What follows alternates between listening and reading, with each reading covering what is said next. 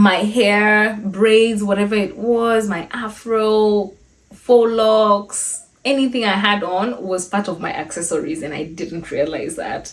So when now you don't have the hair, it's like, wait, what are these clothes gonna look like if I don't have hair? Am I gonna look like a boy if I don't wear big earrings? When I first cut my hair, people were so comfortable touching my head, and I don't know why. It was a lot of invasive touching, and I did not appreciate that at all. And then the thing is, you already know you cannot just be touching a black woman's hair anyhow. So why is it that you can refrain from touching the afro, but when it comes to my short hair, it's not the same case? The next thing I learned is that having short hair is not necessarily cheap to maintain. Since I was doing my own hair, the most I was spending money on was the braiding hair, the hair products. That's it. It wasn't too much.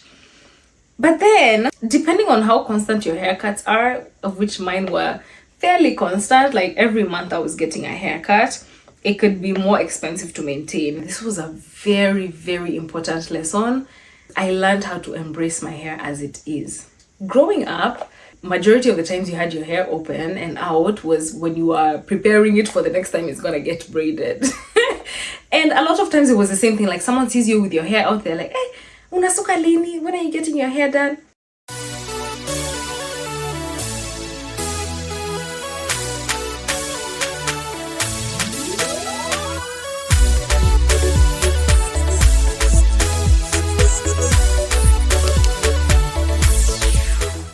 Today, I will be talking about my short hair lessons. For context, I've mentioned this before, but in case you haven't watched the other videos, of which you should, I have had my hair short since October 2023. That's when I first cut it. It was longer than this. I will insert a picture here or here. And then I did the short, kabisa short ginger hair, and I will insert a picture somewhere. That one I did it in March of last year. Okay, if you've already watched the last video, I'm sounding like a broken record because I already told you guys these things, but it's just context because, you know, some people just, this is their first time hearing about all this. Okay, so since March of 2024 I have had my hair super short. Like we were using the one guard, and at some point even that one guard felt like I had too much hair on my head. I was like, let's go down to 0.5. Like after 0.5 it's 0, and then you're bald, like, you know. So but it had gotten to that point where that was almost my signature look, and it was my first time low-key having a signature look, and it was nice. I loved it. Like I go to the barber, yes, you know, our usual, you know, our kawaida, let's do that one, and then I do the same color. It was just nice. I loved it, and it was beautiful. But then now in January, I think it was a combination of the cold, because they do not warn you. That one is the first lesson. They don't warn you about how cold your head feels in cold weather. Like your scalp, even my arms, my legs don't feel cold like that. It's different.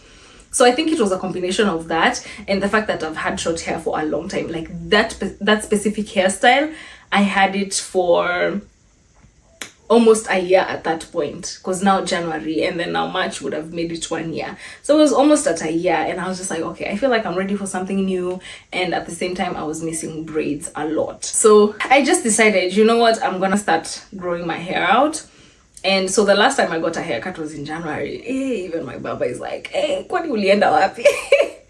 But I want to at least braid it in the summer. Now that I've gone short and I've seen that I can do it and I've tried different styles with it, I'm not afraid to cut my hair again. Like, yes, I want to get braids, but I know that I can just go short anytime. And I do want to go back short because I want to try another color. That's the background. Now we are at this point, it is the end of March, and now I feel like it's growing a bit slower. Like when I was getting haircuts just 2 weeks in, I was like, hey, the hair is already grown. But now that I want it to grow, I don't know if it's growing as fast as it used to. But anyway, let's get into the lessons. So cutting my hair was a decision that I made because I honestly was tired of doing my hair.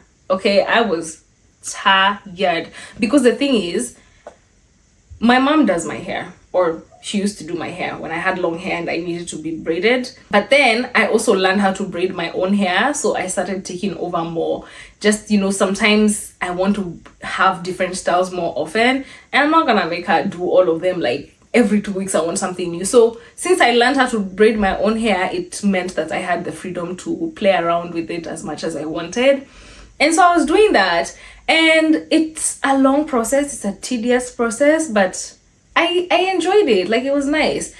But then over time, I just started getting tired of the fact that I have to think of the next style. I was starting to kind of get tired of that process. I had been entertaining the thought of cutting my hair, but I was never doing it because I was just like, what if I don't look good? What if I regret it?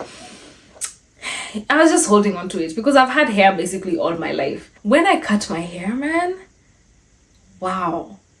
We're gonna jump straight into lesson number 1 because it was so freeing. Like, I just woke up one day, at like the more I thought about it, the more I was like, I think this is what I want to do. I think I want to cut my hair. Like, I think I'm ready. I can't be responsible for styling my hair again. Like, guys, this is a lot of work. So I found a barber. I made an appointment and I went. I think I booked an appointment for that. Was it for that same day? I think it was. I told my mom and my family, when I come back home tonight, guys, I'm not gonna have this hair. At that time now I had an afro. I'm not gonna have this hair again. They thought I was kidding until I walked into the house at night and I had no hair. And they were like, okay, you were serious, you weren't kidding. But yeah, that's the first lesson. It is so freeing. The fact that I could be done with my hair in literally minutes, like 5 minutes, 6 minutes, I'm done. Like, that's all I need to do. The longest I'm spending styling my hair is just when I'm washing it and when I'm sitting down at the barber to get it cut. That's it. Oh, it was nice. It was so nice. Number 2, I learned that once you start, you can't stop. And my barber tried to tell me this at the beginning and I was like, you're crazy. Because when we went, I had the longer hair, the longer, shorter hair. And he was like, at some point, you're gonna cut it all off. And I was like, you have jokes. But he was right. Because one day I went and I told him, they want to cut all of it. Cut! I'm ready. Cut ayote. And now I ended up with the signature look that I had since March of 2024. When I did the big chop, I didn't think about the fact that, like, I didn't think about, am I keeping this short? Am I cutting it one time? But then when I cut it that one time, when it started growing, I was like, no, I don't want it to grow. Like, I went to the barber and then I went again and again and again, and then that's when it kept getting shorter and shorter and shorter because I was liking how convenient it was. I was liking the new look. With time, I was embracing it. I was just loving it. It was beautiful. Yeah, there's just something about that short hair look that keeps you coming back. It's nice. And number 3, another thing I learned is that it brings out a new kind of energy. Like, there's just, you feel unstoppable, you feel fearless, it's amazing. Like, it just feels like a whole new person. It's like you're unlocking a whole new part of yourself in a good way, because it's like your confidence just goes somewhere else. Like, I can be able to take a risk and survive it and just like this risk that I took, because cutting your hair when you've never seen yourself with short hair is a risk. It's a risk. It just feels very rewarding when you take a risk and you see it working out. Just when you want to try something and you go for it. The 4th thing I learned was that you will have a new relationship with yourself. Like, you will have to learn to have a new relationship with yourself and just how to navigate that. Because one thing I found myself learning was that my hair, braids, whatever it was, my afro, faux locks, anything I had on was part of my accessories, and I didn't realize that. So when now you don't have the hair, it's like, wait, what are these clothes gonna look like if I don't have hair? What is this dera gonna look like? Like, I'm used to wearing a dera with, hair, long hair. What is this going to look like now that I don't have hair? Am I gonna look like a boy if I don't wear big earrings? It takes time to adjust to the new look because you're so used to another look. If you have your hair out, it's an afro, like you're used to that. You know how to style your hair yourself, and you're just everything in an afro. You know how you like to style yourself in braids. You know what earrings you like to wear when you have your hair in a ponytail, when you have it down. Like you have all those things down. But now no one has ever really thought about this other thing, because if you haven't experienced it, then it probably just didn't cross your mind. So now I had to figure out, do I like the way I look with small earrings and this short hairstyle? Do I like the way I look with studs and this hairstyle? So now I was experimenting. I'm trying my big earrings, I'm trying my small earrings. Oh my gosh, I'm gonna show you. For a while there, big earrings were my friend. Big earrings. I was like, this is what I feel goes best. So I was doing these big ones. I got these in Auckland. Oh, they're some of my favorite pairs of earrings. These big ones, these are dangling like you see. Yeah, all these ones are massive. Yeah, and then these ones, I love these earrings too. I also got these in Auckland. These were from an African vendor. Actually, I'm so sad. This one, I haven't been able to wear these earrings because it broke. But this is what it looked like. Like, oh, I love these earrings. So there's that. I need to find a replacement because yeah. And then, oh, one thing about me, I love me some earrings. I love my earring collection. So these ones, you see them? Wow, I love these earrings so much. So yeah, these ones are also really big. These ones as well. Oh, so cute. I have these two. Oh my god, these are my favorite. These are from Nairobi. So cute, so cute. And then there are these. Oh, these were such a beautiful gift. You see them? And this is how big they are. And then I had to get used to seeing my full neck because I'm used to the hair being there, so I'm not really seeing my neck all the time. But then now it's like all of this is just there because there's no hair to, so now I was like, I can't wear things that are low. I feel like some of this was just me struggling with the adjustment, because I'm like, I feel like I have to wear things that are high. Like it was something like you have to give yourself time to adjust, and you need to take time to understand how you want to style yourself now. So there are some things that I stopped wearing for a while because I'm just like, hey, I don't know how this is gonna look. But I feel like that was me being scared, because with time, as I got used to the new look and I changed it up, I was just like, me having short hair is not making me less feminine. Like, I can still wear things and I'm still gonna look like a woman. I'm not gonna look like a boy. So yeah, those big earrings, you can see literally right now we've gotten to the point where I can wear these small earrings. In the previous video you saw I had like 2 tiny hoops. When I go to the gym and I wear earrings, I wear very small hoops. There are times where I walk out with just studs and that's it. Like, that's enough. And now it's more focused on the outfit. Does this outfit go with big earrings? Do I want to wear it with big earrings? That's how it is now. Like, how do I feel? Today, am I feeling small earrings or big earrings? So now it's just, I'm not really overthinking it much. But if you find yourself going through those motions, it's okay. Just allow yourself to discover how you like to style this new you. Yeah. Something else that I experienced and learned, number 5, you will have moments where you will miss your hair. As much as you are embracing the new look, I found myself missing the braids. I found myself missing the different styles. Like, I'll see different hairstyles on Pinterest and Nini, and I will literally save them. Mind you, I have the hair on my head, but I'm saving it still because one day maybe I'll try it. So I just found myself missing that hair, and ultimately I was like, it's time, which is why I'm growing out the hair. But in times where I did miss it and I was like, I'm not ready for that, I just kept it because I'm like, I know I'm not ready to sit down. I know right now in this moment I'm not willing to sit down for 8 hours for me to braid my hair. So let's just stay here. It will come, the time will come when it comes. All right, something else that I learned. People were, when I first cut my hair, people were so comfortable touching my head, and I don't know why. I don't know why they thought that was okay. But I learned that people have no boundaries. Like, they see you with short hair, they immediately want to reach for it. You know that thing where people who ask, oh, can I touch your hair? Can I touch your hair? This time, I was not even being asked. I was realizing that someone's hands is on my head after it's already landed there. And now I'm just like, I'm confused because I've never experienced anything like this before. And at this point, you're not even touching my hair because nimekata, like I've cut it. So it feels like you're touching my head. I felt like people were petting me. Like, I'm not your dog. I'm not a cat. That's what it was giving. It was giving petting a pet. I did not like it.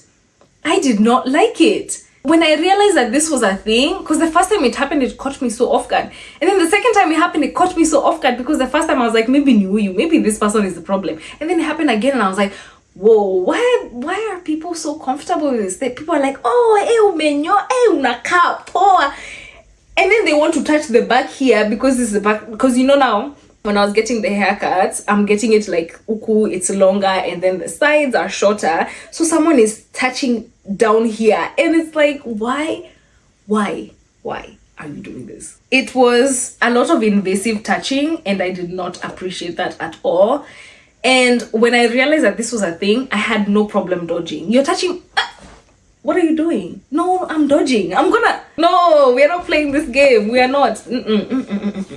No, but I did notice a lot of invasive touching. So if you are someone that is considering cutting your hair, is considering doing a big chop, or has freshly done it, just be aware that might happen. And if you are someone that is not comfortable with people touching your head, it's okay for you to make that known. Don't touch my head. This is no. And then the thing is, you already know you cannot just be touching a black woman's hair anyhow. You know this, right? So why is it that you can refrain from touching the afro, but when it comes to my short hair, it's not the same case? Make it make sense, please. Make it make sense, because I'm not understanding. Like, it felt like my head was a toy, because it's like people are touching it playfully, like, wow. No, it's not cute. The seventh thing I learned, I'm gonna lose track again like I always do, but the seventh thing I learned was wash days are obviously much shorter, and you find that you don't even need to schedule the wash day, because you know, sometimes when you have that big hair, you have to be like, okay, when is the day I don't have that much going on, so that I can be able to, you know, wash it, condition, deep condition, mask, all those things. I used to do all those things. I still do, but not as much anymore. I kept the shampooing, the conditioning, but then the deep conditioning, I wasn't doing it as much because I'm like, this hair is gonna be gone in literally 3 weeks. Like, I was just doing things for moisturization and hydration, but in terms of those deep mask treatments, I wasn't really doing those that much. But now I'm gonna have to incorporate those again because I'm growing my hair out, so it's different now. When I was cutting my hair every 3 weeks, every month, nah, wash days are quicker. And the next thing I learned is that the feeling of water, oh Lord, the feeling of water on your scalp, it's so soothing, but it's very strange at first. Like, the first time I had my haircut and I washed it, I was like, what is going on right now? Like, what am I feeling? And then I'm like, why is it so soothing? Like, why do I like this? Hey, it was nice. And then those scalp massages, oof, they hit different. I have that like a silicone thing that you hold and you just go like this. Oof, man. It hits different. Like, when I experienced this, I was like, Yenny, this is what I've been missing out on my whole life. Like, guys just experience this on a regular day. Just, do they even know what they have? Do they appreciate this? Do they? It's nice, man. The next thing I learned was that you need beanies on deck. Lord, see, I told you earlier, no one prepares you for how, no one told me that my head was gonna get cold. And you know, now I cut my hair in October. In October, I still had a lot of hair on my head. Like, my head was still protected. But now, by the time we got to March, and I decided to cut it all off. Hey, that breeze, I was feeling everything. The breeze was even brushing my scalp, and I'm like, hey, wait, guy, no one prepares you. Then the thing is, in the winter, you don't know whether you want to freeze and shine. And because I have a new haircut, do I want to freeze and shine? Because the haircut needs to be seen. Or do I cover my head and protect it? So I had some moments where I definitely chose to freeze and shine. And that's just like, I just got the haircut. There's no way you cannot see this. Like, you have to see this. You have to. The next thing I learned was that I finally understood and got to experience the sentiment behind barbershops feeling like safe spaces, especially when you have the right barber. There are times I would go to my barber's shop, and I would just sit there as I'm waiting for my turn, and I'm just like, this just feels so nice. I think it's also because of the vibe that he has, because he plays very soothing, very relaxing R&B, like just soulful music. So you walk in there and it's just, you just relax, it's just there. The next thing I learned is that having short hair is not necessarily cheap to maintain. I don't know what I thought when I was walking into this, but it was not this. Because when I have my hair braided, I can keep that hair for a month and a half, even 2 months. And since I was doing my own hair, the most I was spending money on was the braiding hair, the hair products. That's it. It wasn't too much. But then, depending on how constant your haircuts are, of which mine were fairly constant, like every month I was getting a haircut, it could be more expensive to maintain. So it does feel like I started spending more money because of the haircuts. The next point I have is that I don't know if it balances out. I feel like it does, because now the hair products last much longer and I don't have to buy shampoo as often. I don't have to buy conditioner as often, because that big bottle is literally gonna last me forever. I guess in a way I'm still saving some money because I'm not buying products as much. So maybe there is a balance. But if you were paying to get your hair done braided, because that can be expensive. If you were paying for that, then you're most likely saving money with the haircuts, because what you would pay for one style, maybe braids, is what you can pay for like 3 haircuts. The next thing I've learned and experienced is that the Lupita lookalike compliments increased when I cut my hair. Already I was getting some of that. Sometimes people would tell me, oh my gosh, you look like that one actress. And then some people would just, like, they know exactly who they're talking about, and they would just tell me, you look like Lupita. And I had never had that before. Like, my whole life living in Kenya, no one told me that. But when I came to the US, I would get it so frequently. And then now I cut my hair, and it was even more now. Like, there are times people have seen me just walking or just being somewhere, same space as them, and they just look at me and they're just like, you look like Lupita. And I'm like, oh, thank you. Wow, that's such a wonderful compliment. I wish I could meet her. Like, that would be nice. And then just take a side-by-side picture with her. That would be really nice. Here's the next thing that I learned, and this is very, very important. If you are considering getting a big chop, and just if you get haircuts in general, taking the time to find a good barber is so essential. Oh my goodness, it is so important, because for one, you need to find someone that is experienced in cutting women's hair. And I say this because when I was looking around, I experienced barbers who didn't really sound sure of themselves when I asked if they could cut my hair, like if they can do a big chop. I even asked my brother to ask his barber at the time if he could cut my hair, and that barber was just, he was hesitant. So in that case, you don't want to go for someone that's hesitant, because doing a big chop is a big decision and it's scary. Like, it's nerve-wracking when you're sitting in that chair. It's like, oh my gosh, I'm really doing this? Like, this is actually happening? You need someone who is going to be confident in what they're doing, because then they can assure you, because they can see you getting nervous. They can tell you, just trust me. Hey, because of me, that day, my barber had to be so patient with me. because I was not trusting the process, and he will tell you that. He will tell you I was not trusting the process. Like I was so nervous about the outcome. Is it gonna come out the way I expected it to be? And all these things are normal. Like it's expected for you to feel this way when you are in the process of making this decision. And honestly, the fact that my barber was confident in what he was doing, and he was just telling me, trust me, like it's gonna be fine, you're gonna be fine, you're gonna look good. If he wasn't that confident, I don't think I would have been able to do it, and I don't think I would have even appreciated the outcome. Like he made me feel confident in what he was doing, because he's doing what he feels is best. Like I've shown him my inspo pictures, he's looked at me, my face shape, my head shape. He knows what look is gonna look best while incorporating my inspo pics. I got those from Pinterest.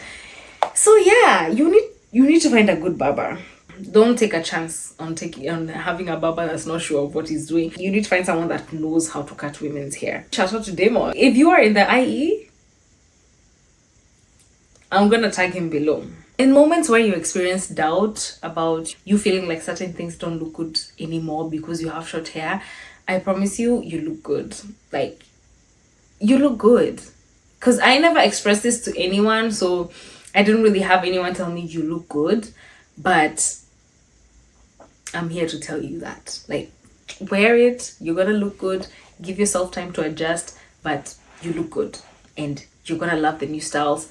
Just embrace everything. Yeah. And then the other thing I learned, oh my goodness, how could I forget this? This was a very, very important lesson, was I learned how to embrace my hair as it is. Growing up, the only times you had your hair open, majority of the times you had your hair open and out, was when you are preparing it for the next time it's gonna get braided. And a lot of times it was the same thing. Like someone sees you with your hair out there, like, hey, unasuka lini? When are you getting your hair done?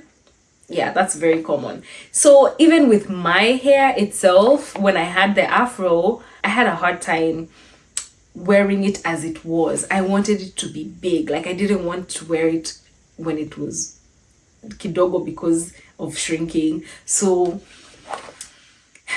having short hair, especially when I had the big chop initially and I still had some hair on my head, I had to learn how to style my hair as it was with the shrinkage. I used to do matutas to stretch the hair, like those big braids to stretch it, and then I would undo them, and now the afro is big and no longer, shrunk. Embrace those tight curls and embrace the shrinkage.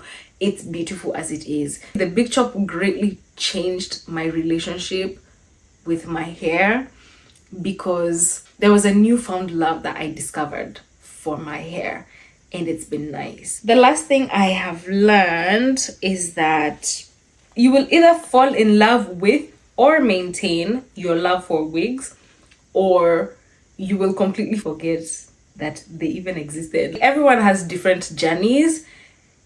Hey, but for me, considering the only wigs I was wearing were headband wigs, I was just like, because with the headband wigs, I need hair.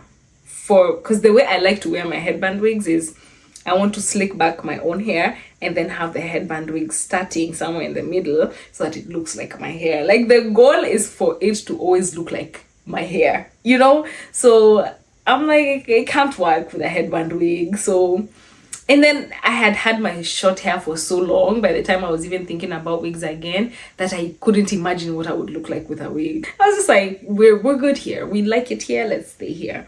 So yeah, maybe by the summertime this is gonna be long enough to braid. We'll see. I already have a style. I have a style I want to do so bad. I've never done it before as an adult. I think I've done it before when I was a kid. Yeah, I'm excited. So that's all I had for this video. Those are the lessons I have learned since I cut my hair. If you are considering a big chop, I hope that this video has really helped and motivated you a bit. There's so much to look forward to. If you have already done your big chop and you relate to some of the things, or you have your own lessons, feel free to share those as well. And yeah, thank you for watching. I hope you will have a wonderful morning, afternoon, evening, night, and I will see you on the next one. Don't forget to subscribe. Don't forget to, if you know someone that is dancing around the idea of cutting their hair, send them this video. If you have any questions about getting a big chop, you can always ask me. I will happily share my experience and even my barber's contact if you live in the IE, if you live in Southern California. What else? Yeah, follow this page on Instagram, Twîri's World and Twîri and Twîri's World. Those are 2 separate pages. Yes, and I will see you on the next one. Bye.